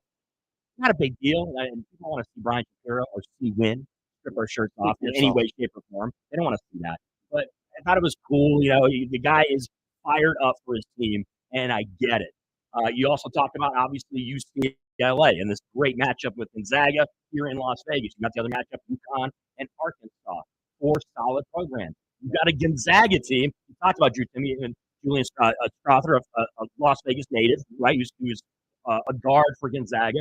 But this is a program that's been a bridesmaid many times, but has never been the bride. They've never won a national championship, Gonzaga. So I think it would be kind of a cool storyline if Gonzaga was able to pull this out.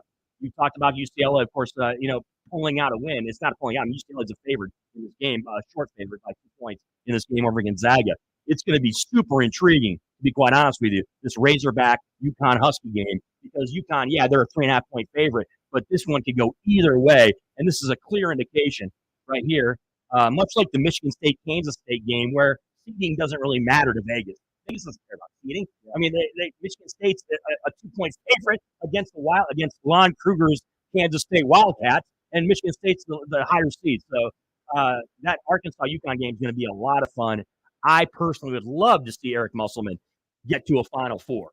I think it would be great, and it would solidify some credibility for the SEC as well. Well, too. I know I have a UConn Huskies jersey somewhere. I'm not going to wear it. Well, that's expected, right? You're a Connecticut guy. Come on, you bring up Central Connecticut all the time, but look, UConn is the program in your state, my friend. Now, you brought up all the names that are big there. About? What about the Connecticut Sun? What are you talking about? Okay, yeah. So all right. So here's what we're going to do. We're going to have some fun when we come back, Chris. I have 3 very funny stories. I know you have stories over the weekend here.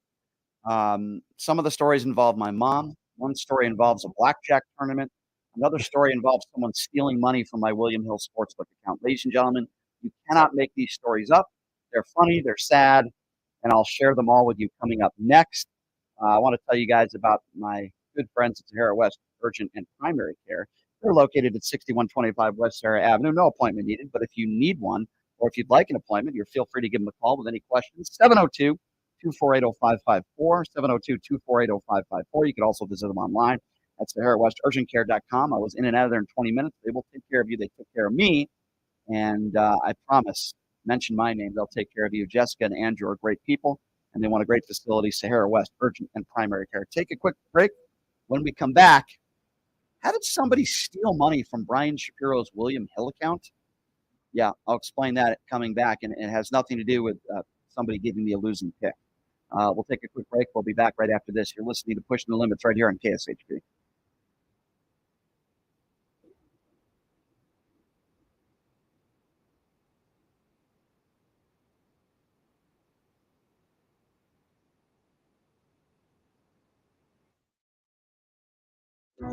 Hey everybody, it's Brian Shapiro from Pushing the Limits. I want to tell you guys about Sahara West Urgent Care and Wellness. They're conveniently located on the southwest corner of Sahara and Jones. We're open Monday through Friday, 9 a.m. to 9 p.m. and Saturday, 9 a.m. to 5 p.m. At Sahara West Urgent Care, they'll take care of all your healthcare needs. They offer routine services such as physicals, STD testing, car accident treatment, and work injuries. You name it, they do it. They have on-site x-ray, EKG, ultrasound, and labs. They treat chronic conditions such as asthma, blood pressure, diabetes, and more. They also offer general wellness exams and treatments such as testosterone enhancement and cancer screening. We're located on Sahara, 6125 West Sahara Avenue. Their number is 702-248-0554. And the best part, they accept most major insurances and affordable cash pay prices. Office visits starting at just $95. And I'm also a client. Please give them a call, 702-248-0554.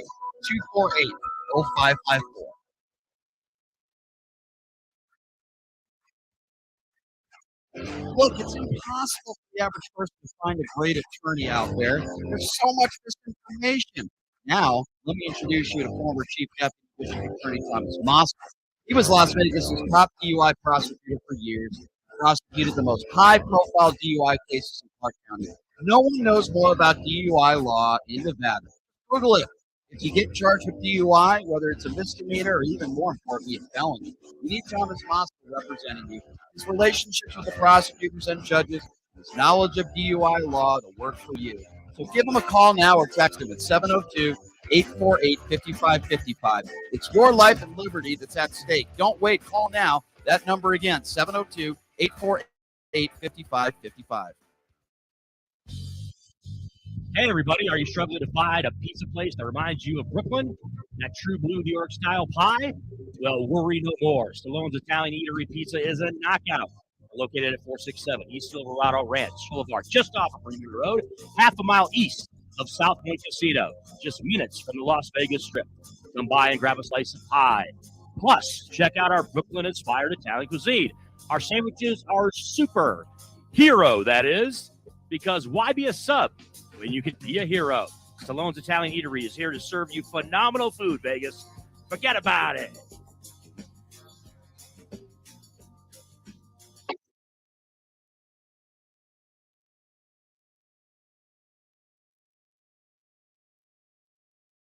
All right, welcome back. It is Pushing the Limits on a very sunny and pleasant Monday in the Valley. Speaking of pleasant and fun, me and Chris were hanging out at Jackson's Bar and Grill yesterday, located at Flamingo and Jones. Took my mom out there. Had some fun. Great food, great atmosphere, and great promotions, by the way, in March. Every Wednesday, well, they have great promotions every month, but this month, Wednesday and Sunday, if you earn 200 points, you get $50 in free slot play. You can't really beat that. And I got to tell you, man, the food there is second to none. The bartenders are awesome. Chris sucked back a few last night, right? Didn't you, Chris? A couple cocktails. It's Jackson, so a little Sunday fun day action after hitting and covering some Vegas Golden Knights hockey. Rolled over there and watched the back end of the NCAA tournament. That was going down. And yes, I did I got my 50 spot, my friend, my promo 50 spot free play after knocking out some video poker. That's right. We love it. Jackson's Bar and Grill, located at Flamingo and Jones. Please check them out. All right, Chris, I know you have some fun stories over the weekend. I'm just going to share a few with you, and I want to get your thoughts and opinions on this. First of all, my mom's been in town this week, last 2 weeks. Feels like a year. Sorry, Mom, bad joke. But they're looking for a house out here, and so I told my mom, hey, Mom, I want to take you to a nice dinner, right? And this is a couple nights ago, and my mom refuses to eat butter, because she says with her Bronx, New York accent, it's going to cause a heart attack. It'll block up your arteries in your heart. So I said, okay, you know what? So she has this. That's sound health advice right there. Yeah. So she no problem with that. She uses this. It's called Benecol. It's like a margarine, as she would call it, margarine. It's called Benecol. Okay. And she takes it with her every restaurant, which is a little strange because she also takes drinks with her. I'm like, Mom, that's inappropriate. You don't bring a drink into a restaurant. That's just weird. You don't do that. But she does. I'm like, all right, fine. It's my mom. So she ran out of her Benecol. She's like, Brian, I need to go get Benecol before we go to dinner. And at this point, I pick her up. It's like 6 o'clock the other night. I'm really tired. I'm really hungry. And I'm getting a little annoyed. And she's like, Brian, just go to Smith's. They'll have it at Smith's. Okay, fine, Mom. No problem. I'll take you to Smith's. We go to Smith's. They don't have Benecol. I said, Mom, I thought you told me they had Benecol here. No, let's go to Vaughn's. I'm like, no. Let's call them first. She's like, I bet you they have it. I'm like, we're not doing bets, Mom. I don't want to drive there for nothing. So we call Vaughn's and they say they have it. We go there. What happens? They don't have it. Oh, I'm sorry. We had it online. So we don't go to Vaughn's. So at this point, we're like an hour into this, right? And I'm starved and I'm frustrated and I'm angry. Please, Brian, can my son just take me to Walmart? So we go to Walmart. They don't have it. We are literally like 2 hours into this thing. We're supposed to have dinner at 6. It's 8 o'clock. I am furious. I'm like, Mom, can we please just go eat dinner? I get angry just talking about it. We finally had dinner at like 8:30. I'm starving. My mom still is without Benecol, and she's like, why couldn't my son find me Benecol? Mom, I'm not going to go on another Benecol hunt at 8:30 when we're supposed to have dinner 2 hours ago. So that was very frustrating, Chris. Okay, it was a very frustrating situation for me, and going on a Benecol hunt. So my mom's staying at the Stratosphere, and by the way, they're wonderful people there. And I was invited for free because of my connections and who I am, because I'm such a very important. That's good stuff right there. Such a very important person. I was invited to play in a blackjack tournament where they were giving away 50,000 in promo chips and prizes, right? Free. So I'm like, well, geez, of course I'm going to do it. So I won the first round, which was the field of 64. So right, I'm in the field of 32. And I tell the guy running the tournament, when is the next round? When do I need to be back? He says 3:30. So I show up at 3:15. He's like, where have you been? Your round started at 3 o'clock. And I see this guy wheeling away. You lost. I guess that was the guy I was supposed to play. And I guess I was 15 minutes late.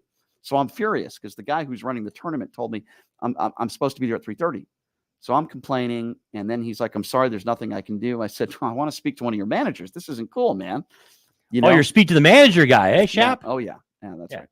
So anyway, they handled it. They took care of it. They didn't put me back in the tournament, but they gave me some good parting gifts, so to speak. But that was very frustrating. All right. So after the blackjack tournament, I don't have a lot of money in my William Hill account, right? I'm not loaded with cash, but I had a few. You got some ducats in there. You got a little coin in there floating around. I had a few bills in there. Yeah. So I have the phone app, the William Hill phone app, right? As do I. Yeah. And but I'm in the William Hill Sportsbook, which is at the Stratosphere. Yeah. And they have these kiosks. So I think my phone might have been dead. So I used one of the kiosks and I log into my account, and it was right at the end of the Arizona State game. And I was trying to see if I could put a wager on the game. Yeah. Nothing major, but a wager. I opened my account up and I'm on the kiosk there, and I didn't see any wagers that I liked, so I walked away. I think I might have left my account open. Actually, what do you mean? What do you mean you think? Yeah. You probably did, right? At that point, I'm just giving you the play-by-play of what's going through my mind. Play-by-play here. So I stay with my mom that night, and all of a sudden I go into my William Hill account because I wanted to look at the games the next day, and I see there's $0 in my account. I said, wait a second. I had some money in there. What's going on? I go into my transaction history, and somebody placed a wager on the Lakers, and that was the game where the Lakers lost at the buzzer beater over the weekend. So the bet lost. Somebody had placed a significant wager on the Lakers, and it wasn't me because I would have remembered that, and I didn't place it for anybody else. So I'm like thinking to myself, what the hell? I didn't lose my phone. I had my phone with me the whole time. How could somebody do this? And then I think, I logged into this kiosk at the Stratosphere, and maybe I didn't log out of it. It's not that hard to figure out. It's absolutely what happened. Yeah. And look, it's not like they stole your money technically, because they're just being pricks basically. Yeah. They're because they can't get your money. There's no way to withdraw money out of a kiosk. So all they're doing is basically putting a bet down. Some idiot, some a-hole jumped on your account, happened to be still up on the screen, and so he just puts in a bet just to be a jerk off. And well, here's where you come. It would have been great. Hey, would have been great if he would have won, though, right, Chap? Would have been great if he would actually won the bet. Here's where you come into play. Okay. Here's where you enter this conversation. So I contact William Hill. No, it was not me that put the bet in. Hold on. If that's your question. I contact William Hill, and they say I have to go down and talk to Stratosphere William Hill Security because they have cameras everywhere. Absolutely. Yeah. So I do that. I go down and I talk to them, and they were actually very, very nice. The woman that I was speaking with was great. Yeah. And she's on the phone with surveillance, and she's like, well, what were you wearing? And I give them my description, and they find me and they find the machine, because the good thing about this bet was they know exactly what time it was placed. So she looks at me and she goes, there was a short, stocky, blonde guy that appears to have gone into your account and placed a bet. And I'm thinking, I've got doppelgangers all over the place, Shapiro. They're everywhere. People that look like me, that resemble me, that, yes, might have put a bet in for you. If she said that he was wearing like a caveman Kino shirt, it would have been totally you. So they know who did it. I guess they're going to ban the guy from the property. And to their credit, they said it could take a while for them to reimburse me. They put it right back in there that night, which was really solid. Cool. So I appreciate that.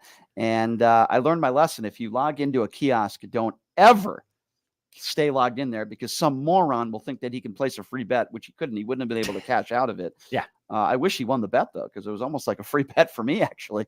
But he didn't. He lost. It was an in-game wager on the Lakers, and he lost the bet. So I learned several things this weekend. I learned make sure my mom has Benecol on her before you leave the property. Your mom's not a fan of butter. We learned that. No. If you're playing in a blackjack tournament, ask multiple people when you're playing, because one person could be a bozo.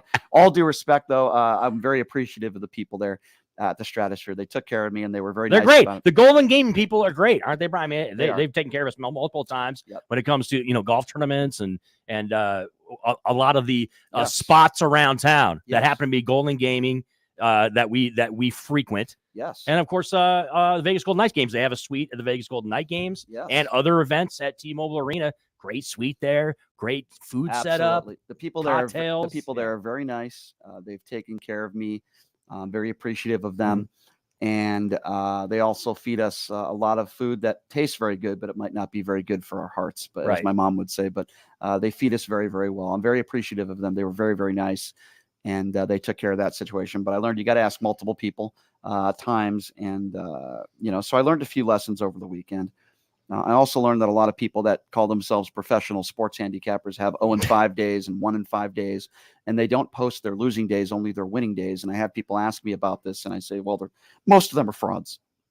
Most of them are frauds, and it's unfortunate. Fraudulent people that are claiming to be in the sports handicapping business in Vegas, Brian Shapiro. Yeah. Shocker. I mean, I'm just blown away by that revelation that would even happen. By the way, these are of course it is. These are some of the same people that still say that Trump won the 2020 election, and these are some of the same people that are flat earthers that attack Dr. Fauci. So you can probably judge the type of people that I'm talking about. But I want to open up the phone lines too, Chris, and I want to give you an opportunity to talk about your weekend. I know you went to the VGK game. I was hanging out at Big Mo's house yesterday. We were watching some games.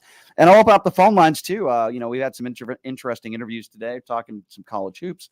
We're talking, of course, about my weekend and how it went. And the number to call, 702-221-7283. And again, the number if you want to be a part of the conversation, 702-221-7283. Seawin, how did you do this weekend? I had a lot of fun. I actually I had a number of wagers when it came to the NCAA tournament that didn't go down so well. But hey, that's kind of that's how things swing every now and then. You and I both had a chance. You want to extend the weekend into last Thursday. You and I had a chance to cover that Vegas Golden Knights game against the Calgary Flames on Thursday. And then, of course, as you mentioned, they played the Columbus Blue Jackets, the last Eastern Conference team that they're going to play this year, as we are rounding down, Brian Shapiro, to the end of the NHL season. We're just a handful of games left in the season. It looks like the Vegas Golden Knights are going to be a playoff team. Obviously, the acquisition of Jonathan Quick was big for them as far as goaltending is concerned.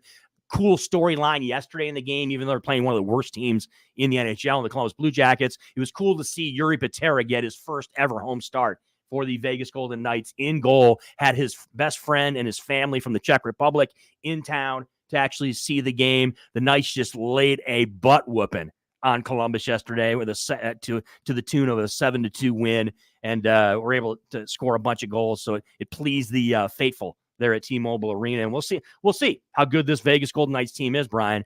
As far as we understand that they're a team that's been one of the better teams in the NHL here in the regular season, but what matters? The Stanley Cup playoffs, right, my friend? Sure. It's what you do in the playoffs, and can they bring Vegas that first Stanley Cup? And if they're able to do that, and look, there's a question as to whether or not they can. And so I had a chance to cover that game.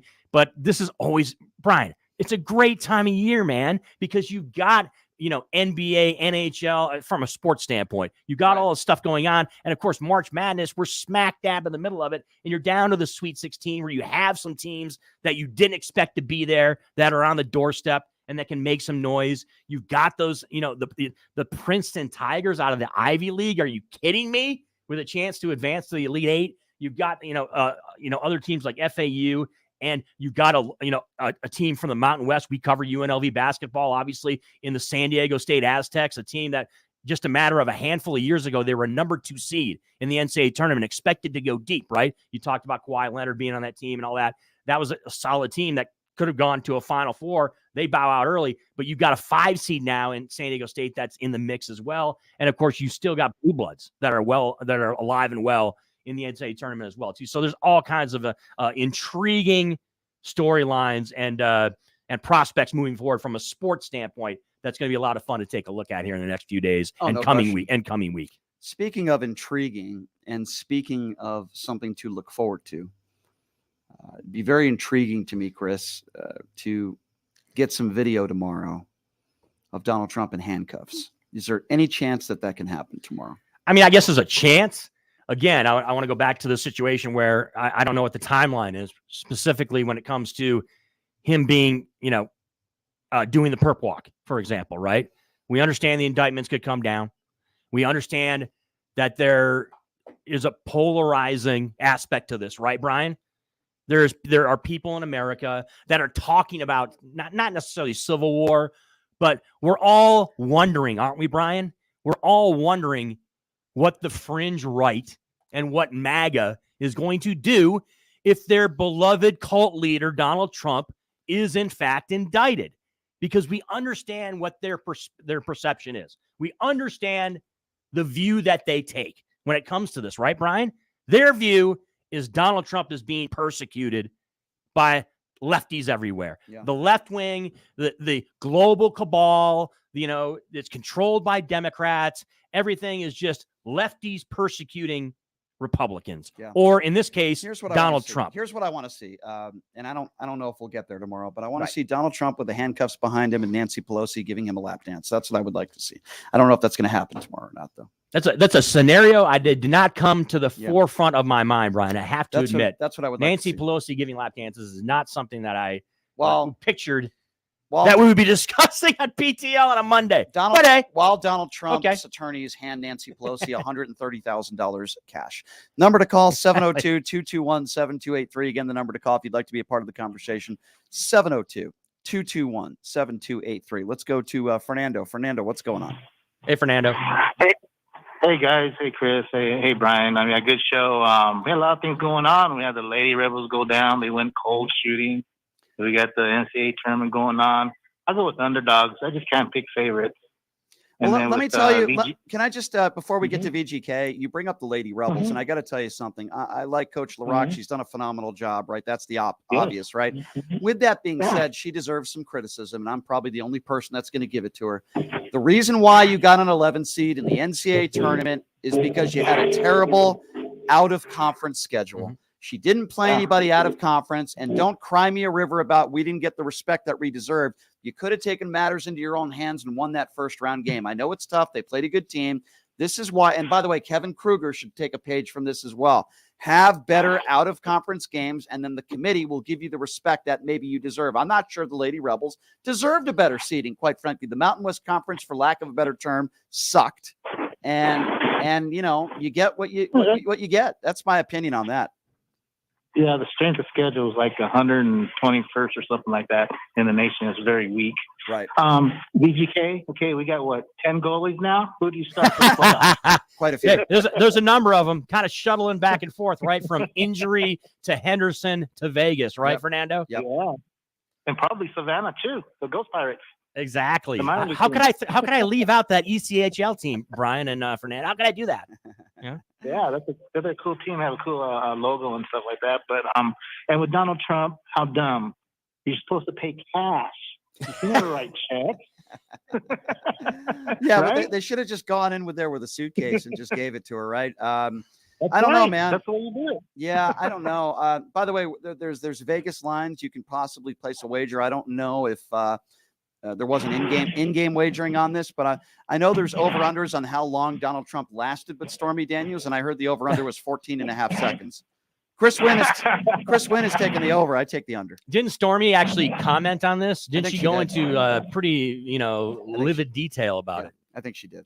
Yeah, I think she did. Full disclosure, fellas. Yes. Back in the day, I paid cash. Hey, you're not alone, my. A lot of there's not a lot of money orders or cashier's checks being used in these types of transactions. Fernando, I could be wrong. Again, I could be way out there on that. Our guest alluded to this in our second segment. I do think that Lauren Boebert does take cash. So I'm just letting you know. Just so you know that. Okay. All right. Fair enough. All right, Fernando. Thanks, Fernando. 702-221-7283. There are a lot of goalies in Vegas, Shap. I mean, there's tons of them. Look, you pick up Jonathan Quick. You got Logan Thompson, who's solid to start the season. Can I ask goalies everywhere? Can I ask another stupid question? Thank you. Yeah. Why not hire a guy to be in net that weighs 900 pounds?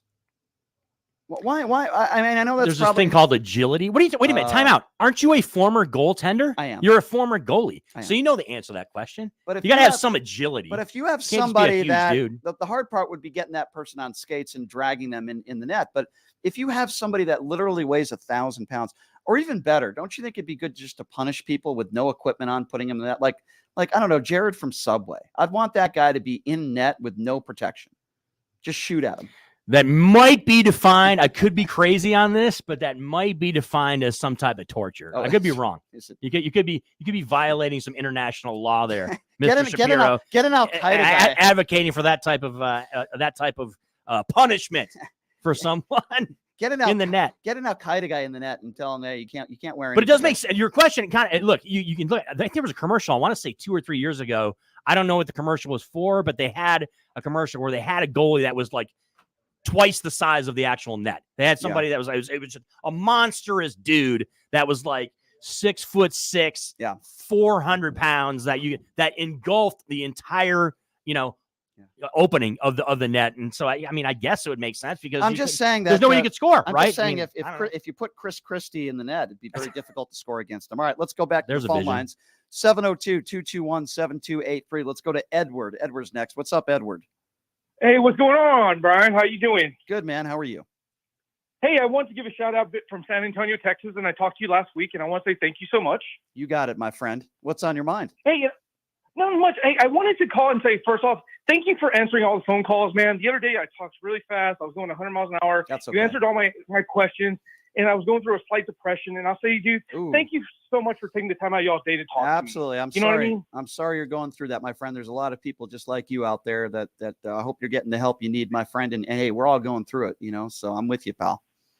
Yeah, man. And you guys are still talking about NCAA, correct? Yes, sir. Yes, sir. Go ahead. Hey, all right, Final 16's going on. I know you're picking UCLA, but is anyone picking the Cinderella team and maybe even make it to the Final Four out of y'all? I'm going to be honest with you, and I'm going to say no. I don't think. I think there's going to be. We've seen a lot of upsets in the first 2 rounds, but I feel like when you get to the level of the Sweet 16, I mean, I could be wrong, but I just think that the cream of the crop is going to be making it to the Final Four, and so no. The answer is no. Yeah. That's just my opinion. I don't know what Chris's opinion is, but no, I don't think so. Yeah, I can chime in. Look, there's only real 2 Cinderellas, you want to call that. There's Florida Atlantic University, which is a 9 seed, and then you've got Princeton, who's a 15 seed. I don't know if anybody's necessarily going to pick those 2 teams to go. All the other teams have either won multiple national championships, have gone deep into the tournament many times, and are 7 or higher seeds. Michigan State, I believe, is the 3rd highest seed at 7.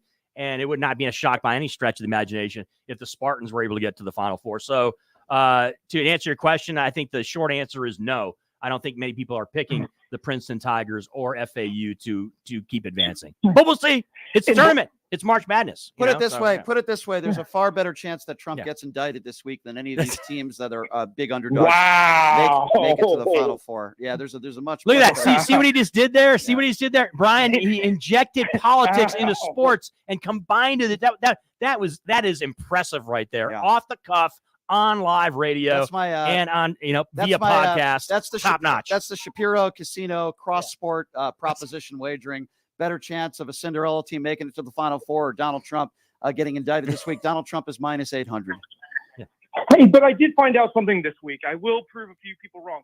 I did go to a local store. I bought a map, a flat paper map, and I laid it down on the ground, and it did show it the world is flat. Interesting. Well, let Kyrie Irving know, and that'll solidify his statements. Yeah. You know what's a breaking news about that story right there is that you could actually go to a store and buy a paper map. Given that there's GPS and everybody has smartphones now, you actually found a paper map. That's impressive. That's like finding a typewriter, my friend. Like that. It's like finding a payphone out there in America. It's craziness. That's true. Edward, I appreciate the paper map.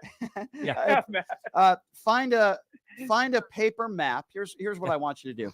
I want you to find a paper map and find out how to get to Mar-a-Lago. Security might stop you, but if they allow you in, I want you to take a big dump in one of Donald Trump's toilets and do not flush the toilet. Okay? Can you do that? Is that possible? Guys, y'all have a great one. Thank you. All right, thanks. If you say you're MAGA, they probably won't stop you. They'll just let you roll right in. Especially on Sundays. It's big buffet day there on Sundays, right? Mar-a-Lago, that's what I hear. Quality crepes and waffles. Yes, at the bar. By the way, speaking of Mar-a-Lago, and I'm gonna be serious now. I don't want him doing that, but don't do that, Brian. No, don't go serious on us. There are going to be allegedly. There are some people on social media that are threatening violence. There are some people on social media that are saying when the feds or police or whoever go in to indict Donald Trump, that there will be armed militia there. And I've heard some rumblings of some people on social media that are saying, no, we're going to take out these agents, these cops. I hope that doesn't happen, but it just goes to show you there's a lot of crazy people out there. And I'm going to tell you this, because we haven't really talked about this. We only got about a minute or two left here. But if, in fact, Donald Trump is indicted tomorrow, there could be violence. And I hope I'm wrong. But people could get hurt. People could die. We don't want that to happen. That's why I hope that if they are going to indict him, they do it privately. And they do it in a way that the media doesn't find out about it until later. But even if that does happen and the media does find it out later, we're still going to see protests because Donald Trump is calling for protests. And even though he says he might call out for nonviolence, there are crazy wackadoodles out there, Proud Boy members, name it. And I hope I'm wrong on that. I mean, Brian, it's just so outrageous that Donald Trump would be charged with a crime, right? It's just so outrageous because he's the former president that you'd actually have to face consequences for his action. Give me a break. And the same people, quickly, as we go down to the end of the show here, yes, the same people that are saying there could be violence or that are looking to instigate violence are the same people that were talking about it with civil war and all this nonsense. Let me tell you something. There's never going to be a civil war in America. You know why, Brian? Two sides that actually fight. And let me tell you something. As a Democrat lefty, all right, you got to have somebody to fight. And there's not going to be left wingers out there and people that if we, in our situation, are not going to be out there trying to fight you. So you're going to be just fighting yourselves, or you're going to be out there standing out there with your what in your hand with nobody to fight in a civil war. And that's kind of the way I think about this whole situation regarding violence with Trump. I think it's preposterous. I agree. Tomorrow morning could be a very interesting news day. All week, really. But Chris, thank you for being here. For those of you that are wondering, Jamie D, my permanent co-host, will be joining me. At least he's scheduled to be here tomorrow. He had some moving issues, so he's moving in tonight. You'll be joining us tomorrow. Chris, I do appreciate you being here, as always. Absolutely. Chris will always be a part of this show. We might mix around some days moving forward, but he will be here, and always fun watching Chris get red in the face. He could be talking about his gambling escapades, or he could be talking about Caveman Kino, or he could just be getting red in the face, yelling at MAGAs like I do every day. But I know Chris has a few friends that do that to him from time to time. All right, Chris, thanks for being here. Thanks to Mark, everybody here at KSHP. We will see you tomorrow, same time, same place. Have a great one, everybody.